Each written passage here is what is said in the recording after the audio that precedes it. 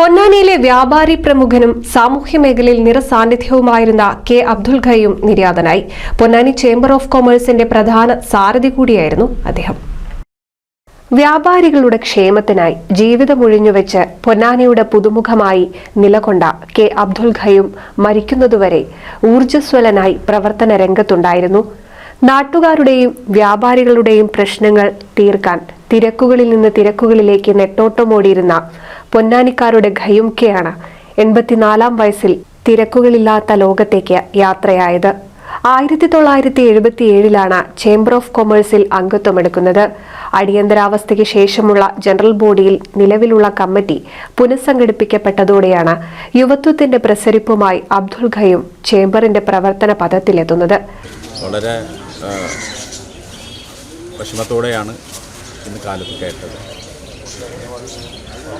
ഒരുപക്ഷെ പൊന്നാനിയുടെ സാമൂഹ്യ മണ്ഡലത്തിൽ ആജീവനാന്തം നിറഞ്ഞു നിന്ന ഒരു മനുഷ്യനായിരുന്നു അദ്ദേഹം എന്നുള്ളതുകൊണ്ടാണ് അദ്ദേഹത്തിൻ്റെ ഒരു വേർപാട് നമ്മളൊക്കെ തന്നെ വളരെ പ്രയാസം സൃഷ്ടിച്ചു. ചേംബർ ഓഫ് കൊമേഴ്സിൻ്റെ ഒരു സജീവ നേതൃത്വത്തിൽ ഉണ്ടായിരുന്ന അദ്ദേഹം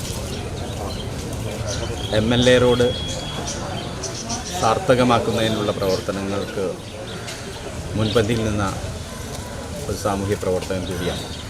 ഓഫീസ് സെക്രട്ടറി ആയിട്ടായിരുന്നു തുടക്കം.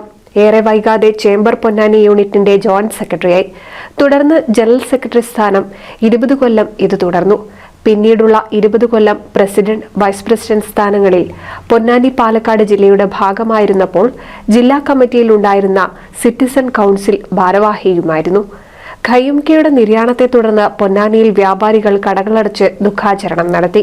ഭാര്യ പരേതയായ നഫീസ, മക്കൾ അമീറ, ആബിദ, അബ്ദുൽ ഹയ്യൂം, ഹാലിഖ്, മരുമക്കൾ മുഹമ്മദ് അലി, അബൂബക്കർ, സബിത, ഷാഹിദ, സഹോദരങ്ങൾ കെ അബ്ദുൾ ബഷീർ, മുനീറ, നസീറ, പരേതനായ കെ അബ്ദുൾ റഷീദ് മധുരിമ. NCV news Ponnani.